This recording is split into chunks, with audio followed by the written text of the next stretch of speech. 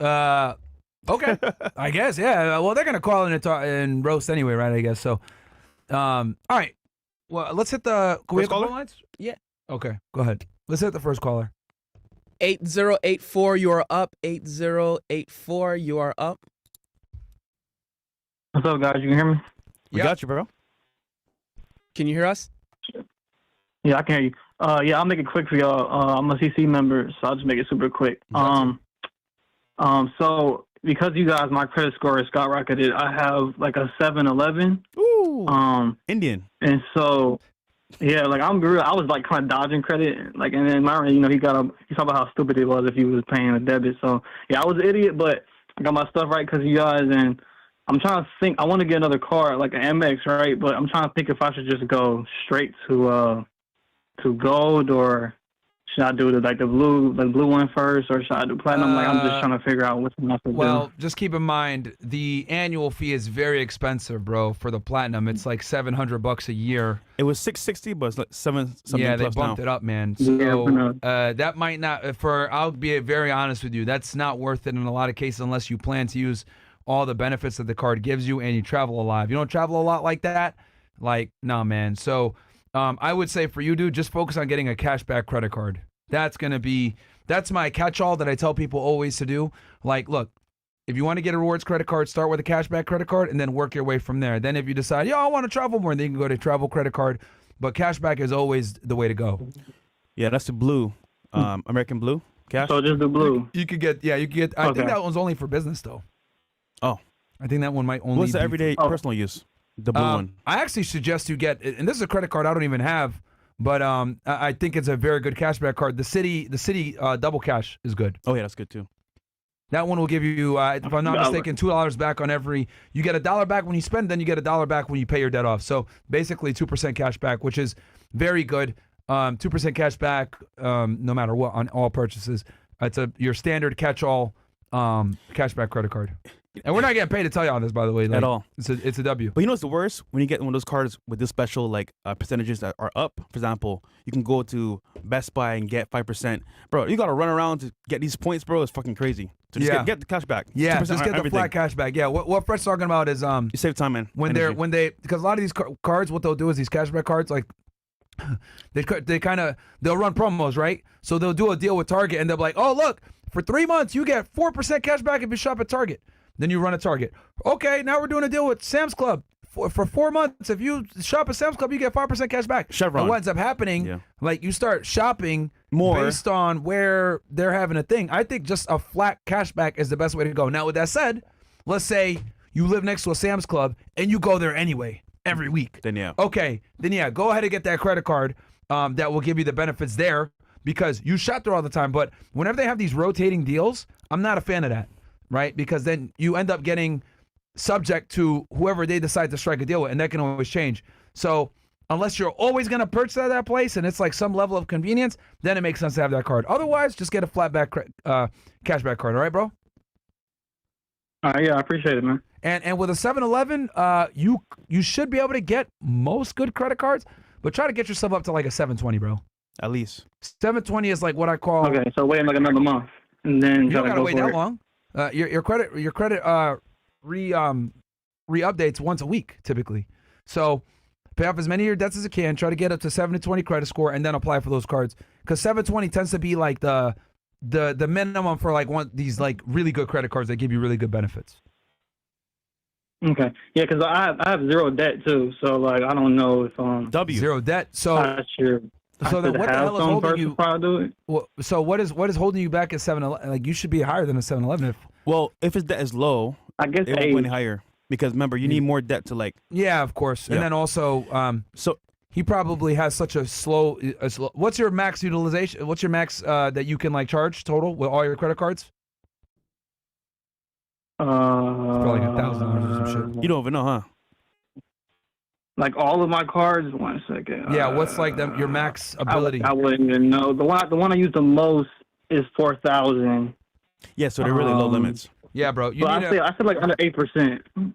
Okay, try to increase your credit limits, bro, because you got to remember every time you spend, even if you pay it off quick, that still affects your credit score. So you could just call and increase it as well. Yeah, just call and increase it, or use the app on Chase, your phone. Wells Fargo. You know what we should do? We should do a Zoom call on this for CastleClub as well. I feel like guys are like, Specific credit cards? I'll be there. yeah, I think you guys need a refresher. Yeah. Or do an episode on Fresh We'll and do an Fit. episode on Fresh and Fit, and then we'll do a more detailed one. We could do questions 1-on-1 too, Q&A. Yeah. With CastleClub. So, all right, man. Well, thanks for calling in, bro. But yeah, try to get yourself up to 720. Increase your max limit so your utilization percentage is easier to control, and that should get you up to the 720. All right.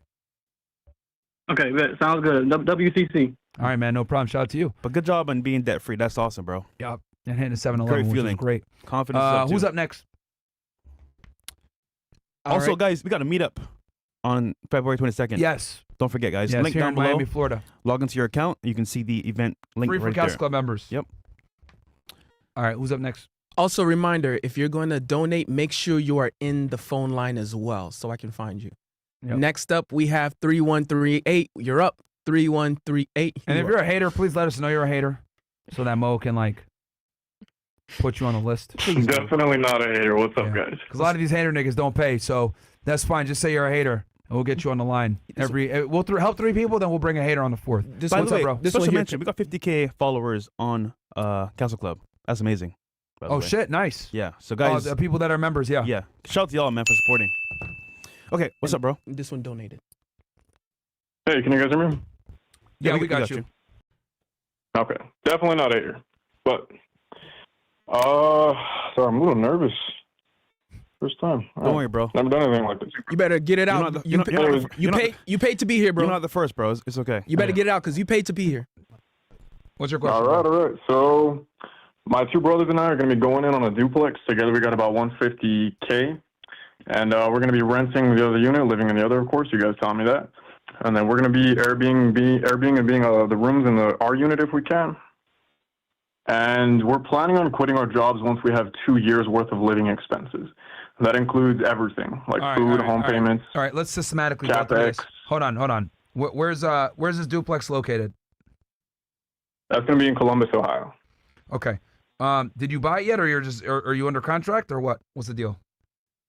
No, so we're going to start looking in September. Okay. Right now, generally,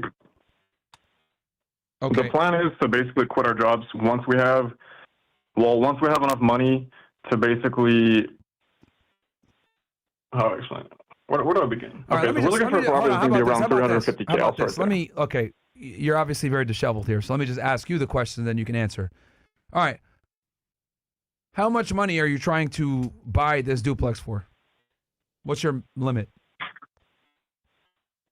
The max limit is going to be 400K. All right. How much money do you make per year? I make about 75 How much does after your brother taxes.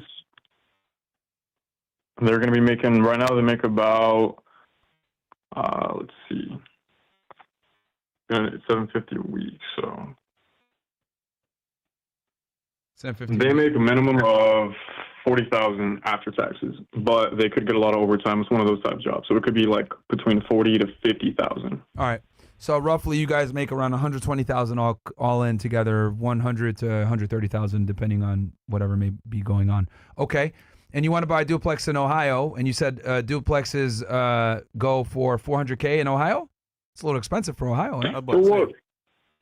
For what we're looking for, one's my little brother. He's 18, so I want to make sure we're in a safe neighborhood too. Okay. So and it's I'm assuming you're looking to get like at least a 2-2 in each side, right? Correct.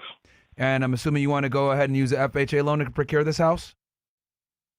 That's what I wanted to ask. So we do have all options. We can do conventional. We can do FHA. I also have the VA home loan as an option. Okay, so but you guys don't intend to buy it as investors, right? You guys are planning to live in it for the year. Yes, minimum. Okay, and then so you're gonna put your 3.5% down, and then you plan to rent the other side. If you recommend 3.5%, that's what I was debating. So obviously the 20% is 20% you buy ideal as an because investor. Say again?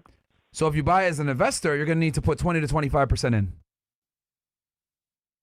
Correct, yeah, and that waives the PMI obviously, and then that but waives also the that's what I PMI. want to get your input because with the VA home loan I could put 0% down and waive the PMI, or conventional I could just completely go 20%, lower the monthly payment, and avoid PMI.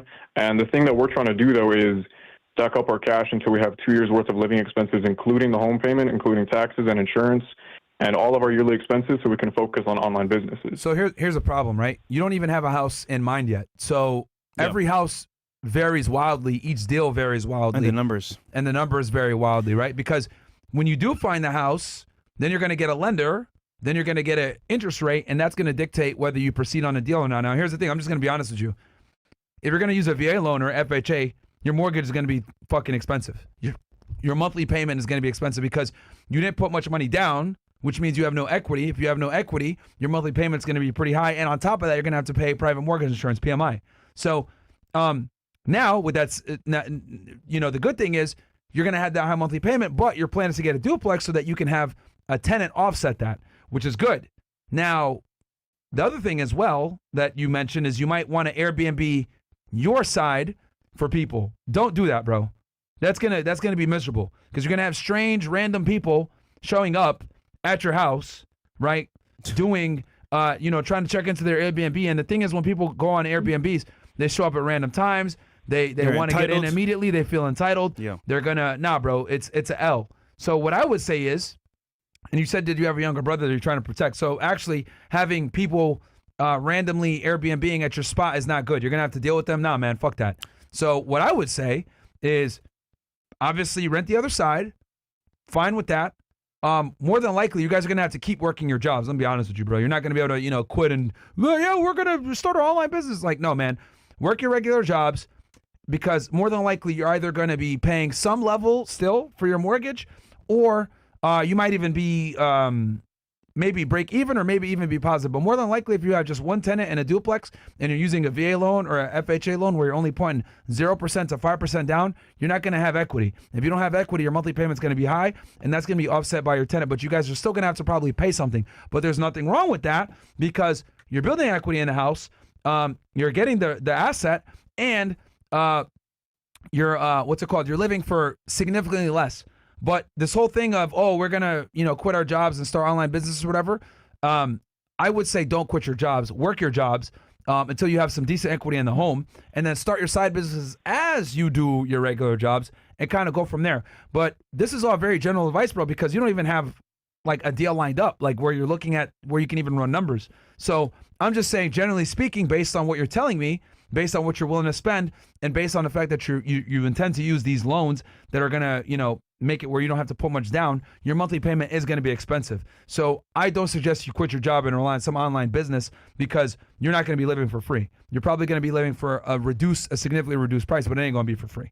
And keep in mind, you're going to have to, since you guys are on the property, your tenants are going to be more annoying and ask for more fixes. That's something else that you need to know. Oh, yo, can you fix this? It's going to happen, and you're going to have repairs and all this other shit. Like, it's going to cost you money on that end, too. So just keep in mind that these are all the things that are going to come into play with you being a landlord. Okay. I don't know too much about fixing homes. Speaking of that factor, do you have any sources that you recommend when it comes to learning about general shit like how to fix get a handyman, toilets? Get a handyman and have him on speed dial, bro. That's the best way to do it. Have a handyman that could do a bunch of different shit. Have them on speed dial so you don't got to deal with that shit. I would suggest also, when you do procure this house, don't let your neighbors know that you're the landlord. They might figure it out, though. Just have that. But, you got to get a deal in place, bro, and see if the numbers work. Because the thing with real estate is any deal can work if the numbers work. But you got to be able to underwrite the deal and find the deal in the first place. But I'm just telling you, knowing that you're only putting 3.5% to no money down, you're going to have a sky-high mortgage. Fresh could talk about that more. Yeah, you mentioned having workers work for you, like a handyman. There's a website called Thumbtack you can use to find any handyman for electrician work, plumber work, whatever you need. It's called Thumbtack. And yeah, bro, I did FHA myself. It wasn't bad. The actual monthly payment wasn't terrible. And PMI, of course, it sucks, but, it's not that much as well for your first property. And you had two tenants to set it off, right? Yeah. Because you had a triplex. Yeah, triplex. But again, bro, this whole thing about quitting your job, bro, don't quit, bro. like this whole laptop lifestyle of leaving your career job to retire on the beach or just like figure shit out does not work well, bro. So keep your job, bro, and get the property. And then at that point, you have more leverage. But again, quitting your job is not a good idea. Even if you got enough money to last 2 years, bro, not worth it, bro. Yeah, man. Like, this laptop lifestyle shit is all a lie, bro. Yeah. Like, and we're some of the few niggas on here that like will tell you guys, like, bro, Don't fall for the success porn on the internet. Dudes in Dubai doing this. Oh, I'm living life. It's a lot of it is cap, bro. You're gonna have to work a regular job, and there's nothing wrong with working a regular job. And get some decent equity in the home, and then man, maybe once you guys get a couple of properties, then we can explore you guys quitting your jobs and taking the risk and doing an online business. But what I suggest is do the online business while you have your job and get the house and get everything rolling at the same time. Your social life is gonna crumble, right? I ain't gonna lie, you're gonna suffer a bit, but it's absolutely worth it. The beginning is always the hardest because you got to get the momentum going. But once you actually got the momentum going, it's all good. But let us hit the next caller, bro. Does that help you? I'm sure it did. Yeah, definitely. All right, man. All right, thank you guys. Thank you guys for everything. No worries, bro. And have a good amount of coins saved. Another thing for you, a lot of you guys make this mistake, and Fresh has talked about this in detail. You guys will go ahead and get an FHA loan or a VA loan. You put no money down, you buy the house, and then like a serious fix comes. You got to fix the roof, you got to repair some shit. You got no fucking money in reserves. So make sure you have a decent amount of money saved for fixes, guys. You become house poor. You become house poor, man. Yep. So make sure when you do your inspection, there aren't any major renovations. It's all, basic shit that you could fix, and then have some money in reserves, because if things fuck up, they definitely will. Murphy's Law. It will happen to you, bro. All right, man. Cool. Let's hit the next person. All right. We have, where was he?